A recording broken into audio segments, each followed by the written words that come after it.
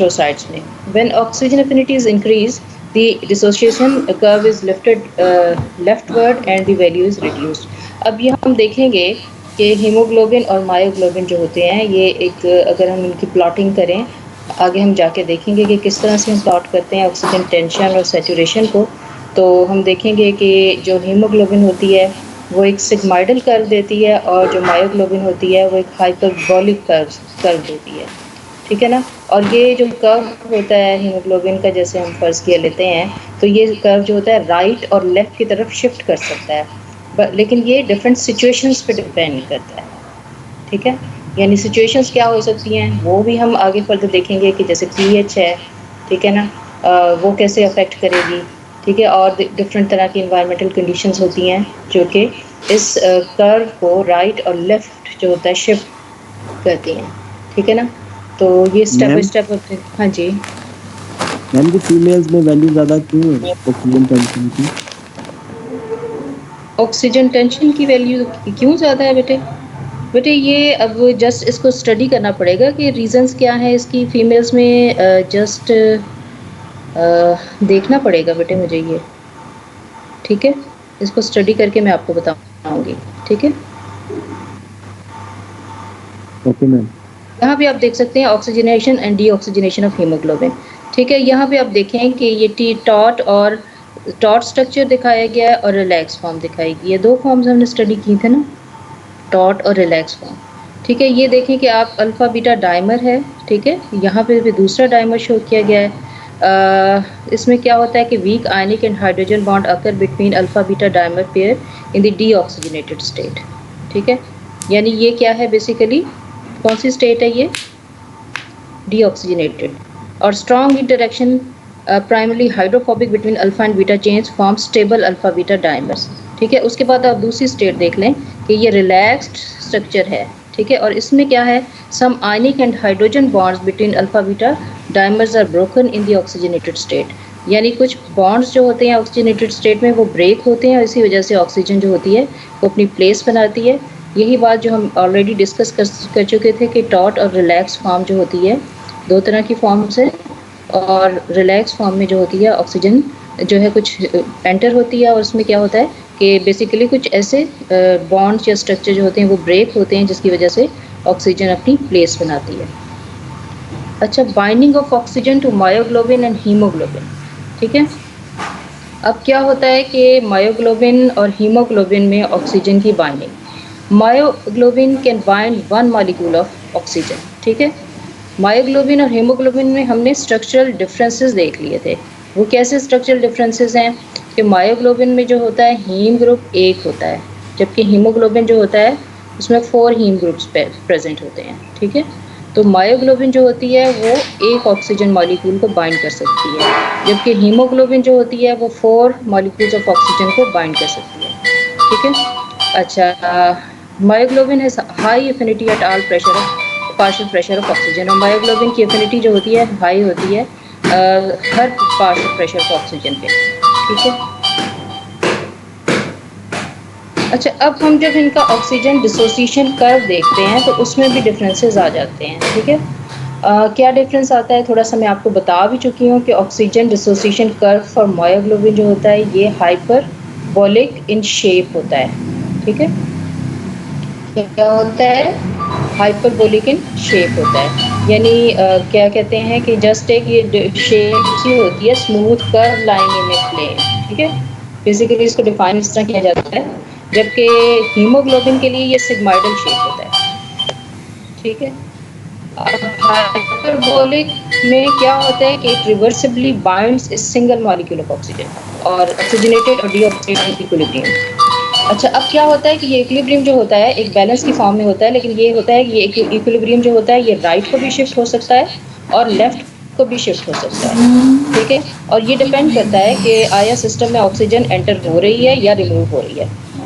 अच्छा, अब दूसरी अहम बात जो हम हीमोग्लोबिन के लिए लेते हैं वो ये है कि फॉर हीमोग्लोबिन दिस सब यूनिट्स शो कोऑपरेटिव बाइंडिंग। ये कोऑपरेटिव बाइंडिंग क्या होती है? ठीक है, इसको भी हम इन डिटेल देखते हैं। उसमें ये होता है कि बेसिकली जब एक मॉलिक्यूल के साथ अटैचमेंट होती है तो बाकी मॉलिक्यूल के साथ जो अटैचमेंट होती है वो फैसिलिटेट हो जाती है। इसको हम डायग्रामेटिकली भी देख लेते हैं। वही बात आ रही है कोऑपरेटिव बाइंडिंग की। Oxygen dissociation curve is sigmoidal in shape, ठीक है, ये तो इसकी शेप हो गई। सब unit cooperating binding oxygen, oxygen की बाइंडिंग में सब यूनिट्स जो होती हैं कोऑपरेट करती हैं, यानी एक दूसरे को फैसिलिटेट कर रहा होता है, ठीक है। It means binding of oxygen to one heme group increases the affinity for the remaining heme group, ठीक है। यानी अगर एक हीम ग्रुप के साथ ऑक्सीजन बाइंड कर जाती है तो अल्टीमेटली ये बाइंडिंग फैसिलिटेट कर देगी कि बाकी हीम ग्रुप्स जो होते हैं वो ज़्यादा से ज़्यादा ऑक्सीजन को साथ ज्वाइन करें, ठीक है। इस चीज़ को हम क्या बोलेंगे? कोऑपरेटिव बाइंडिंग बोलेंगे, ठीक है। तो ये बेटे हम डायग्रामेटिकली देख सकते हैं। ये देखें हीमोग्लोबिन का, यहाँ पे आप देख सकते हैं इंक्रीज एफिनिटी हो रही है, और यहाँ से आप देख रहे हैं कि ये सेचुरेशन अभी नील है, ठीक है। उसके बाद क्या होता है कि ऑक्सीजन हुई है एंटर सिस्टम में, यहाँ हीमोग्लोबिन के साथ बाइंड कर गई है, ठीक है। फिर मोर ऑक्सीजन हो गई है। आपने देखा कि जो खाली स्पेसेस 4 हैं उसमें से एक स्पेस जो होती है उसको बाइंड किया, उसके बाद ज़्यादा ऑक्सीजन एंटर हुई और 2 साइड्स को ऑक्यूपाई कर लिया। इसके बाद फर्दर ये देखें 3 साइड्स को ऑक्यूपाई कर लिया, और उसके बाद हम एंड पे देख रहे हैं कि 4 की 4 साइड्स जो होती हैं वो ऑक्यूपाई हो जाती हैं। So this is called as cooperative binding. आवाज़ आ रही है बच्चों आपको? Yes ma'am. Yes ma'am. Yes ma'am. अच्छा अब ये देखें आप,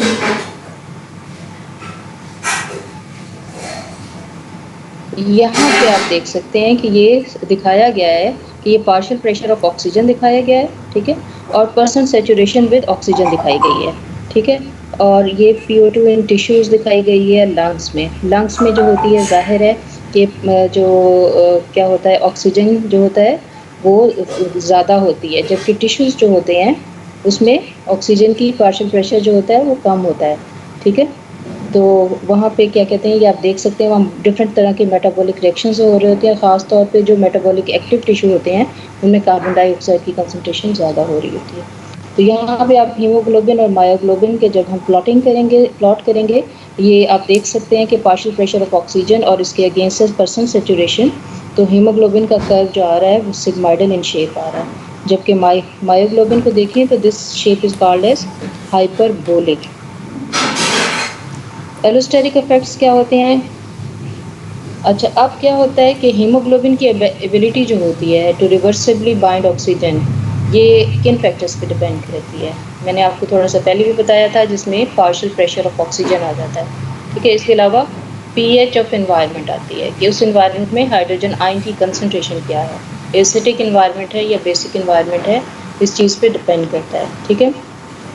क्या कहते हैं उसके बाद आ जाता है partial pressure of carbon dioxide, ठीक है।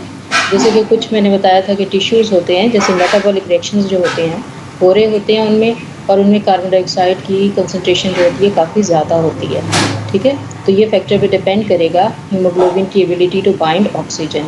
इसके अलावा एक और कंपाउंड है जिसको हम बोलते हैं 2,3-बिसफॉस्फोग्लिसरेट।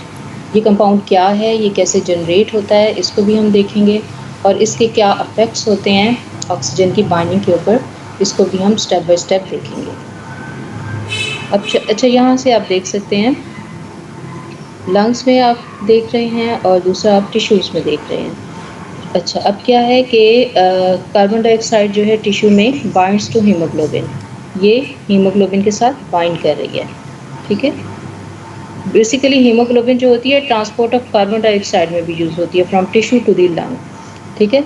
और 15% ऑफ कार्बन डाइऑक्साइड जो होती है वो डायरेक्टली कैरी होती है और बाइंड कर जाती है हीमोग्लोबिन के साथ, और जो रेस्ट होती है it is transported as bicarbonate ion. और ये जो हीमोग्लोबिन होती है ऑक्सी हीमोग्लोबिन जो होती है ये 0.15 मोल ऑफ कार्बन डाइऑक्साइड पर मोल जो होता है इसको ये बाइंड कर सकती है, और डीऑक्सी फॉर्म जो होती है ये 0.40 मोल को बाइंड कर सकती है। तो यहाँ आप देख सकते हैं कि ये कार्बन डाइऑक्साइड को कैरी करके लेके जा रही है, और कार्बन उसके बाद ये यहाँ पे हम देख सकते हैं कार्बन डाइऑक्साइड जो होती है रिलीज फ्रॉम हीमोग्लोबिन, जब लंग्स में आते हैं तो कार्बन डाइऑक्साइड रिलीज हो जाती है, और लंग्स से ऑक्सीजन जो होती है आप डायग्राम में देख सकते हैं कि ये बाइंड कर रही है हीमोग्लोबिन के साथ, ठीक है।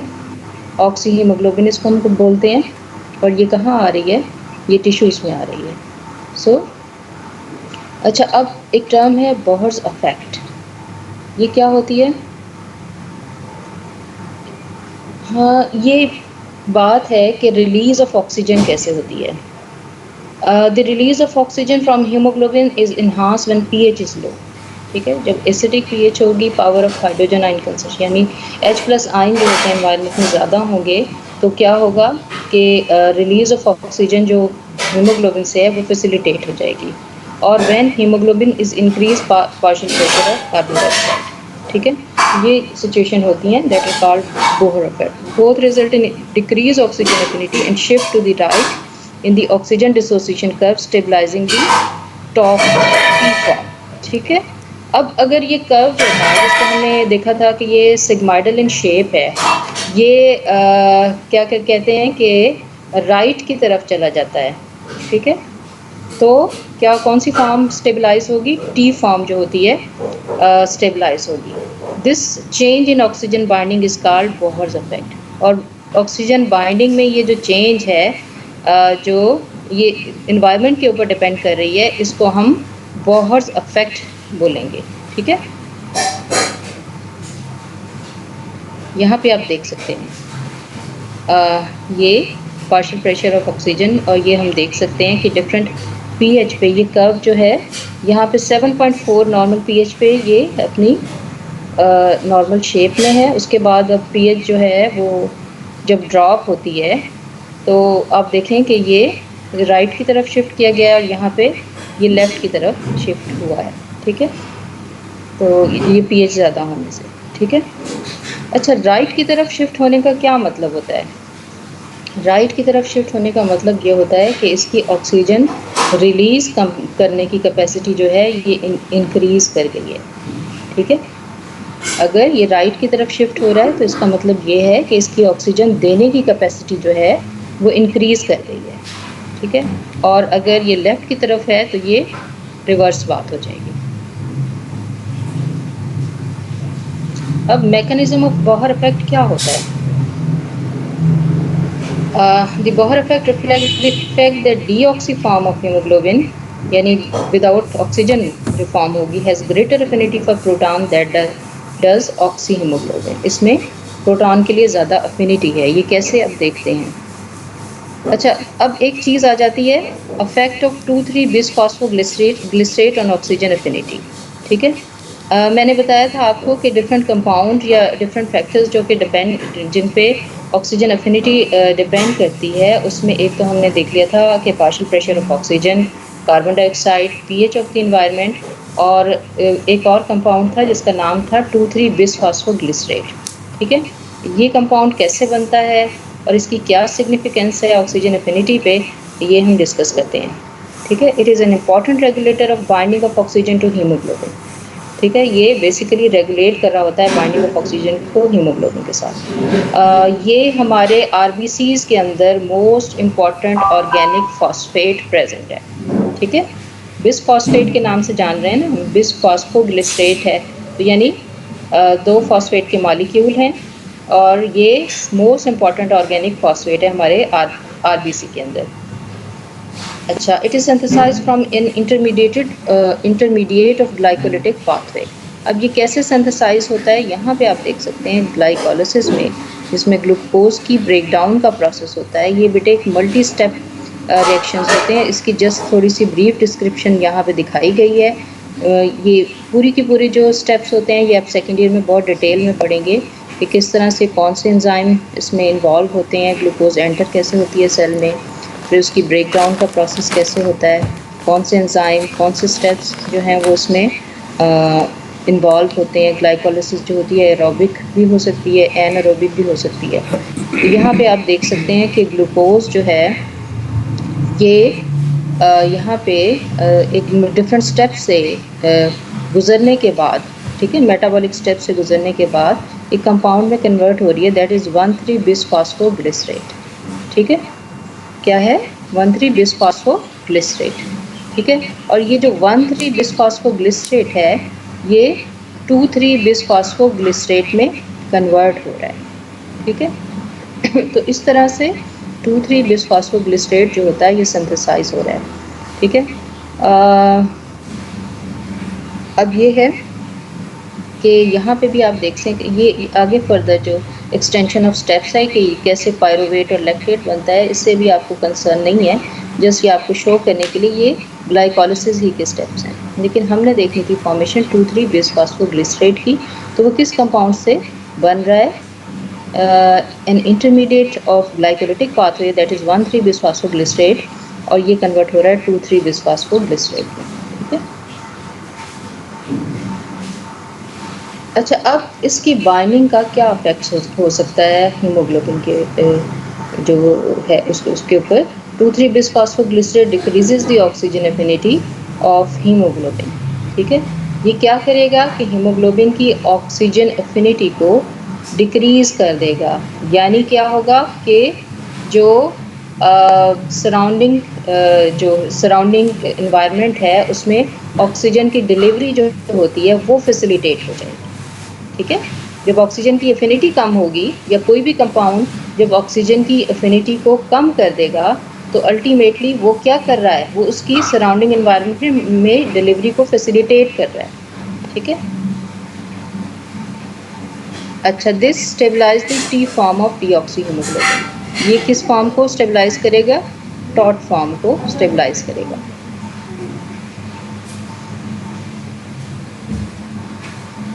यहाँ आप देख सकते हैं binding of two three bisphosphoglycerate by deoxy haemoglobin.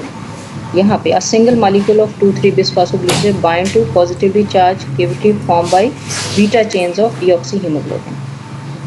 यहाँ पे आप देख सकते हैं कि किस तरह ये अल्फ़ा बीटा चेन्स शो की गई हैं, अल्फ़ा 1 बीटा 1 और बीटा 2 अल्फ़ा 2, ये दोनों चेन्स हैं। यहाँ पे 2,3-बिसफॉस्फेट का मॉलिक्यूल जो होता है वो आके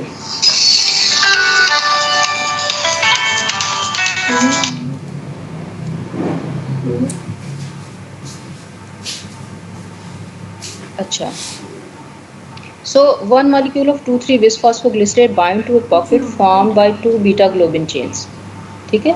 ये एक पॉकेट के अंदर आके एम्बेडेड हो जाता है जो कि 2 बीटा चेन्स से मिलके बनती है।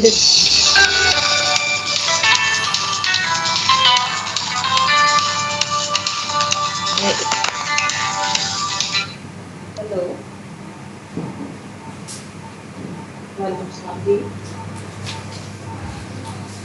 ठीक ठाक, मेरा लेक्चर चल रहा है। मैं होंगी 10 o'clock।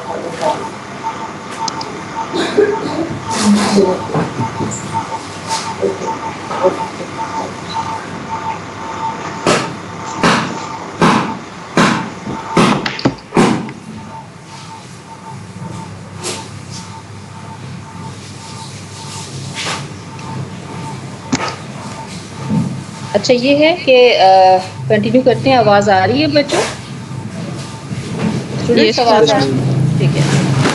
अच्छा, क्या होता है कि one molecule of two three bisphosphoglycerate binds to a pocket form by 2 beta globin chain, ठीक है। और this pocket contains several positively charge molecule that form ionic bond with negatively charge phosphate groups, ठीक है। क्या होता है कि ये कैसे होता है कि ये पॉजिटिवली चार्ज मॉलिक्यूल्स इसमें होते हैं, आयनिक बॉन्ड्स के साथ जो होती है आयनिक बॉन्ड्स बना लेती है जो नेगेटिवली चार्ज फॉस्फेट ग्रुप।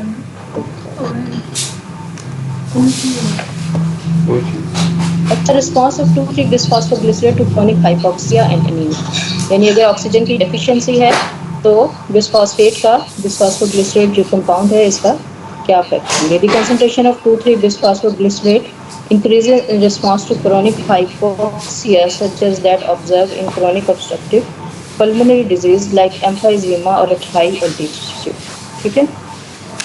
क्या होता है कि ये कंपाउंड जो होता है ये सेल में इंक्रीज कर जाता है, किन कंडीशन में इंक्रीज कर जाता है, अगर ऑक्सीजन की डेफिशिएंसी है।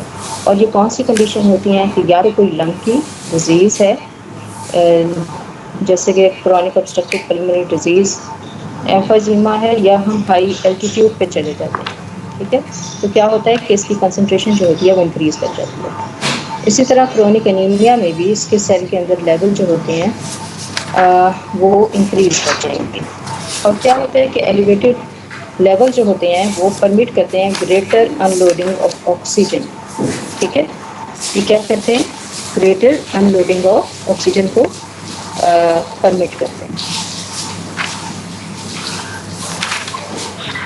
अच्छा, अब ये देख सकते हैं आप कि यहाँ पे दिखाया गया है कि allosteric effects of 2,3 bisphosphate on the oxygen affinity of haemoglobin. ये देखें आप, 2,3 बिस्फॉस्फोग्लिसरेट है 8 मिलीमोल्स। अब ये देखें कि इसकी वजह से क्या होता है कि ये जो कर्व है ये कहाँ पे शिफ्ट हो रहा है, राइट में शिफ्ट हो रहा है या लेफ्ट में शिफ्ट हो रहा है, बच्चों बताओ ये स्टूडेंट्स। राइट पे शिफ्ट हो रहा है, मींस इसका क्या मतलब है जी? मैम ऑक्सीजन बाइंडिंग कैपेसिटी हाँ कम होगी और ऑक्सीजन टिश्यूज में रिलीज होगी। हाँ, ऑक्सीजन की डोनेटिंग कैपेसिटी जो होती है वो इंक्रीज कर देगी। ठीक है, अच्छा, अब ट्रांसफ्यूज ब्लड जो होता है उसमें इसमें थोड़ी चेंजेस आ जाती हैं। ठीक है, अब 2,3 बिस्फॉस्फोग्लिसरेट जो होता है essential for normal transport function of haemoglobin storing blood results in decrease concentration of 2,3 बिस्फॉस्फोग्लिसरेट। ठीक है, क्या होता है कि अगर हम ब्लड को स्टोर कर दें तो उसमें ये 2,3 बिस्फॉस्फोग्लिसरेट की कंसंट्रेशन जो होती है वो क्या होगी, ये डिक्रीज कर जाएगी। ठीक है, तो लेकिन ये होता है कि ये जो डिक्रीज कंसंट्रेशन होती है ये दोबारा से क्या होता है, रिकवर हो जाती है। ठीक है, such blood shows high affinity for oxygen. ठीक है, अब ये ऑक्सीजन के लिए एफिनिटी जो होती है वो ज़्यादा हो जाएगी, यानी ऑक्सीजन को रिलीज़ करने में डिफ़िकल्टी होगी, क्योंकि ये हमने देखा था कि 2,3 बिस्फॉस्फोग्लिसरेट का लेवल अगर इंक्रीज़ हो जाएगा तो अनलोडिंग ऑफ ऑक्सीजन फैसिलिटेट होती है। तो जब इसका लेवल डिक्रीज़ कर जाएगा तो क्या होगा कि ब्लड जो है वो हाई एफिनिटी शो करेंगे फॉर ऑक्सीजन। ठीक है, और क्या करेंगे, it fails to unload oxygen. Haemoglobin deficient in 2,3 bisphosphoglycerate acts as an oxygen trap, यानी ये एक ऐसा ट्रैप बन जाएगा जो कि ऑक्सीजन की डिलीवरी को इनहिबिट करेगा। ठीक है, लेकिन ये सिचुएशन जो होती है इसी तरह से रिटेन नहीं रहती, ये सिचुएशन जो होती है कुछ टाइम के बाद रिस्टोर हो जाती है और ये जो डिप्लीटेड सप्लाई होती है ऑक्सीजन की ये भी रिस्टोर हो जाएगी। ये क्लियर हुई बात बेटा? 2,3 बिस्फॉस्फोग्लिसरेट का रोल जो है वो क्लियर हुआ ये स्टूडेंट्स? मैम स्टोरिंग ब्लड में किस तरह हमने आर्टिफिशियली डिक्रीज करना है 2,3 बीपीजी को? नहीं बेटे, आर्टिफिशियली डिक्रीज नहीं करना, स्टोर के लिए हम डिफरेंट केमिकल्स डालते हैं उसमें। ठीक है ना, और एज सच क्या होता है किसी भी कंटेनर में स्टोर करते हैं, इन्वायरमेंट से भी इन कांटेक्ट हो सकता है। ठीक है ना, तो ये कुछ ऐसे फैक्टर्स होते हैं जो अब वो ह्यूमन के अंदर तो ब्लड प्रेजेंट नहीं है, उसको तो हमने स्टोर किया है। ठीक है, तो वो अल्टीमेटली क्या होता है कि वो उसमें ये 2,3 बिस्फॉस्फोग्लिसरेट का लेवल जो होता है वो डिक्रीज़ कर जाता है, लेकिन फिर नेचुरली कुछ मैकेनिज्म की वजह से ये जो होता है ये डिप्लीटेड स्टोर्स जो होते हैं ये क्या होते हैं, ये दोबारा से रिस्टोर्स हो जाते हैं। ठीक है, अच्छा, बाइंडिंग ऑफ कार्बन डाइऑक्साइड। अब कार्बन डाइऑक्साइड बाइंडिंग का क्या इफेक्ट होता है? Most of the carbon dioxide produce in metabolism is hydrated and transported as bicarbonate ion. ठीक है, ज़्यादातर जो कार्बन डाइऑक्साइड प्रोड्यूस होती है मेटाबॉलिज्म में ये हाइड्रेटेड होती है और ये as a bicarbonate ion transport होती है। कैसे होती है कि जब भी कार्बन डाइऑक्साइड ब्लड के अंदर आती है तो कार्बन एनहाइड्रेज एंजाइम प्रेजेंट होता है। ठीक है, वो इसको क्या कर देगा, H2CO3 में कन्वर्ट करता है। ये H2CO3 जो होता है ये फर्दर H+ आयन और HCO3 में कन्वर्ट हो जाता है। ठीक है, तो ज़्यादातर जो CO2 प्रोड्यूस होती है डिफरेंट मेटाबॉलिक रिएक्शंस में डिफरेंट सेल के अंदर, मैंने आपको बताया था कि डिफरेंट सेल्स के अंदर मेटाबॉलिक रिएक्शंस होते हैं। ठीक है, जिसकी वजह से CO2 जो होती है वो प्रोड्यूस हो रही होती है। ठीक है, अब ये क्या होता है कि ये जो ट्रांसपोर्ट होगी ये एज ए बाइकार्बोनेट आएगी, क्योंकि जैसे ये ब्लड में आएगी कौन सा एंजाइम जो होता है इसको H2CO3 में कन्वर्ट करेगा बेटा? H2CO3 में कौन कन्वर्ट करेगा? Carbonic anhydride. ठीक है, अच्छा, some is transport as carbamate bound to uncharged alpha amino group of hemoglobin. The binding of CO2 stabilizes the tart form of hemoglobin resulting in decrease in oxygen affinity.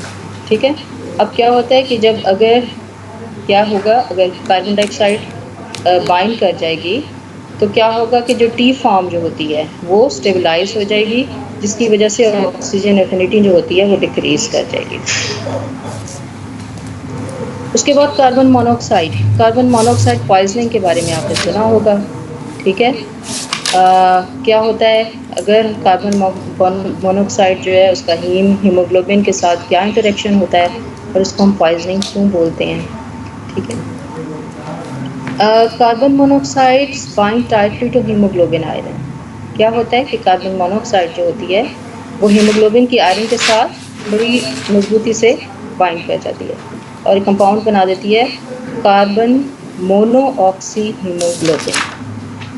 जब carbon monoxide bind करती है तो one or more of the haem side haemoglobin shift to the relax conformation, ठीक है। जब carbon monoxide bind करती है तो क्या होता है कि हीमोग्लोबिन जो होती है ये रिलैक्स कन्फर्मेशन में चली जाती है। अच्छा, अब क्या होता है, it causes the remaining haem side to bind oxygen with more affinity. अब जो बाकी रिमेनिंग साइड्स होंगी उनकी ऑक्सीजन के लिए अफिनिटी बहुत ज़्यादा इंक्रीज हो जाएगी, ठीक है। अगर ऑक्सीजन के लिए हीमोग्लोबिन की अफिनिटी इंक्रीज हो जाए तो अल्टीमेटली बताएं कि ये जो कर्व होता है ये किस तरफ शिफ्ट होगा। जी बच्चों, लेफ्ट साइड।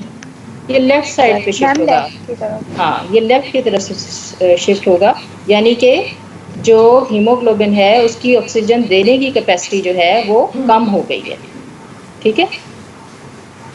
No sir. अच्छा, अब क्या होता है, अब हमने ये सारा का सारा डिस्कस कर लिया, हमने Yes, देख sir. लिया बेटे बॉहर्स इफेक्ट क्या होता है और हमने देख लिया कि वो कौन से फैक्टर्स होते हैं Yes, sir. जो कि ये जो ऑक्सीजन ये सिग्माइडल कर्व जो होता है इसको Yes, sir. राइट की तरफ शिफ्ट करते हैं और कौन से फैक्टर होते हैं No. जो कि लेफ्ट की तरफ इसको शिफ्ट करते हैं, ठीक है। हीमोग्लोबिन ऑक्सीजन डिसोसिएशन कर्व होता है, अगर राइट शिफ्ट होगी तो क्या होगा, कौन कौन से फैक्टर इस पे एक्ट करेंगे, यानी उसकी इजी ऑक्सीजन डिलीवरी हो रही है। जी बच्चों बताओ, अब सारी असम्बली आपने देख ली। 2,3 बिस डाइफॉस्फोग्लिसरेट या बिसफॉस्फोग्लिसरेट है, हाई H+ आयन है, हाई कार्बन डाइऑक्साइड है और HbS है, ये हीमोग्लोबिन की फॉर्म है। अगर लेफ्ट शिफ्ट हो रहा है तो लो 2,3 बिसफॉस्फेट है और HbF है, यानी फीटल हीमोग्लोबिन है, ठीक है।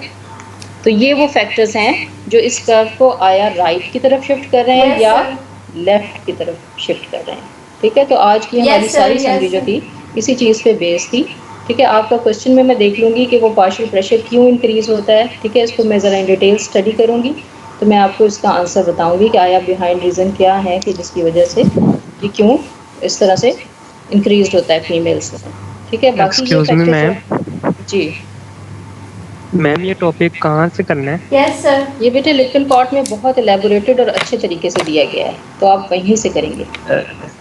और मैम ये कहाँ पे करके लिखा हुआ है लिपन कोट में? लिपिन कॉट में कहाँ करके लिखा हुआ है बेटे, ये चैप्टर है आपका ग्लोबुलर प्रोटीन्स का। हाँ, ग्लोबुलर प्रोटीन्स हैं, चैप्टर 3 है। इसमें आपको ग्लोबुलर जी, जी। प्रोटीन्स, हाँ, स्ट्रक्चर ऑफ हीम आ जाएगा, structure and function of myoglobin आ जाएंगे, structure and function of haemoglobin है, ठीक है। तो आप यहीं पे ये देखेंगे, Okay, ये ma'am. कर दिया हुआ है आपके 29 पेज पे, ठीक है, ऑक्सीजन Okay, डिसोसिएशन ma'am. कर, ठीक है। और इसमें सारा ड्राइव वहीं से मैंने लिया है और सारा का सारा ये आप देख सकते हैं डायग्रामेटिकली, इसको आप अंडरस्टैंड कर पाते हैं, ठीक है। हाँ जी मैम ओके मैम। मैम ये बहुत इफेक्ट अनलोडिंग ऑफ ऑक्सीजन को ही डील करता है ना। हाँ जी, लोडिंग और अनलोडिंग को बेसिकली दिखाया मैंने आपको कि कैसे कार्बन डाइऑक्साइड का इफेक्ट होता है, 2,3 बिस फॉस्फेट जो होता है उसका क्या इफेक्ट होता है, ठीक है। और किस तरह से ये राइट और लेफ्ट को शिफ्ट कर पाता है कर्व जो होता है सिग्माइडल, ठीक है। Okay ma'am. Okay excuse me ma'am, जी बेटा, मैम कार्बन मोनोऑक्साइड बाइंडिंग को रिपीट करेंगे एक बार? कार्बन मोनोऑक्साइड जो होती है पॉइजनिंग होती है बेसिकली, ठीक है ना। उसमें क्या होता है कि वो कार्बन मोनोऑक्साइड बाइंड जब करती है ना तो वो जो रिमेनिंग साइड्स पे होते हैं ऑक्सीजन की बाइंडिंग जो होती है वो ज़्यादा स्ट्रांग हो जाती है इसकी वजह से, जिसकी वजह से अनलोडिंग ऑफ ऑक्सीजन जो होती है वो पॉसिबल नहीं रहती, ठीक है।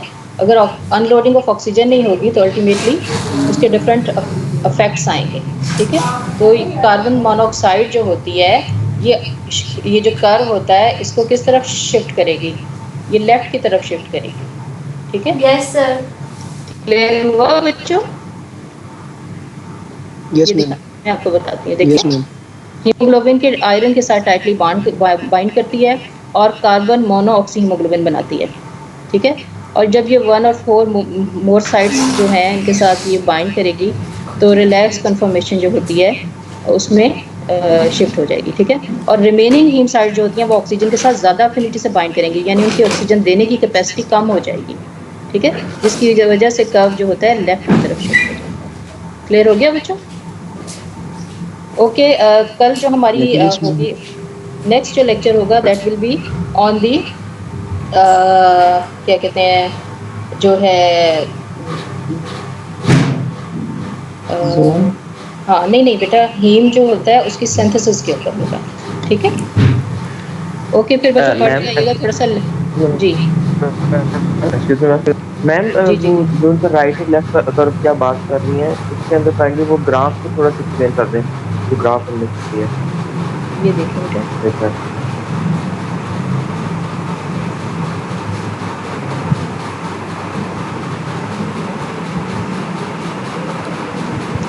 ये देखिए बेटा, ये नॉर्मल पीएच जो है ये है 7.4। फर्स्ट किया हमने पीएच का इफेक्ट देखा, ठीक है।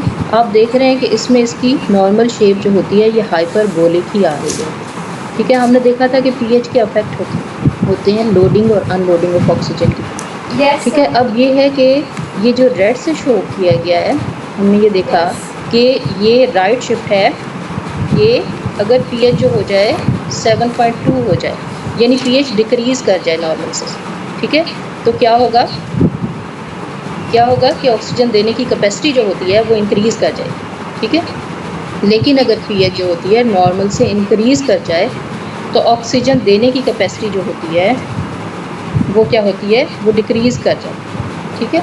तो इस तरह से डिफरेंट फैक्टर्स जो होते हैं इसकी हाइपरबोलिक शेप को ये हमने प्लॉटिंग की है, tissue partial pressure of oxygen और हीमोग्लोबिन की जो सेचुरेशन है उसके अगेंस्ट ये वाई एक्सिस पे हीमोग्लोबिन की ये सेचुरेशन है, पर्सनल सेचुरेशन, और यहाँ पे पार्शियल प्रेशर ऑफ ऑक्सीजन है। तो इसमें हमने ये जब प्लॉटिंग की है मैम जो इन हम दिखा रहे हैं कि टिश्यू के अंदर partial pressure of oxygen increase कर रहा है जी, तो मैम अगर इंक्रीज कर रहा है तो उससे कम नहीं होनी चाहिए partial pressure of yes ma'am. बेटे ये हमने पीएच के अगेंस्ट ये देख रहे हैं, ठीक है ना, पीएच के अगेंस्ट देख रहे हैं, ठीक है। ये हम हमने देखा डिफरेंट फैक्टर्स हैं, ठीक है, उनमें हम ये पीएच के अगेंस्ट देख रहे हैं। ये एक एग्जांपल मैं आपको बता रही हूँ, ठीक है ना। तो इसमें हम देख रहे हैं कि ये जो पीएच जब लोअर होती है तो शिफ्ट राइट की तरफ हो जाएगा, यानी ऑक्सीजन देने की कैपेसिटी इंक्रीज़ कर जाएगी। और जब ये इसकी तरफ होगा, जब पीएच जो होती है इंक्रीज़ कर रही है तो क्या होगा कि ये राइट की तरफ लेफ़्ट की तरफ शिफ्ट हो जाएगा, ठीक है। तो इस तरह से डिफरेंट फैक्टर्स जो होते हैं वो अफेक्ट करते हैं इसकी हाइपरबोलिक शेप को। इसको एक दफ़ा पढ़ आइएगा, फिर हम दोबारा डिस्कस कर लेंगे, ठीक है। इन डिटेल पढ़ लें एक दफ़ा, ठीक है students? Okay yes ma'am. Okay okay ma'am. Next, हाँ इसको भी पढ़ के आइएगा, इसको भी दोबारा डिस्कस कर लेंगे जो आपकी प्रॉब्लम्स और वो हैं, ठीक है ना। और बाकी हीम की सिंथेसिस को आप पढ़ के आइएगा। ओके, अल्लाह हाफ़िज़।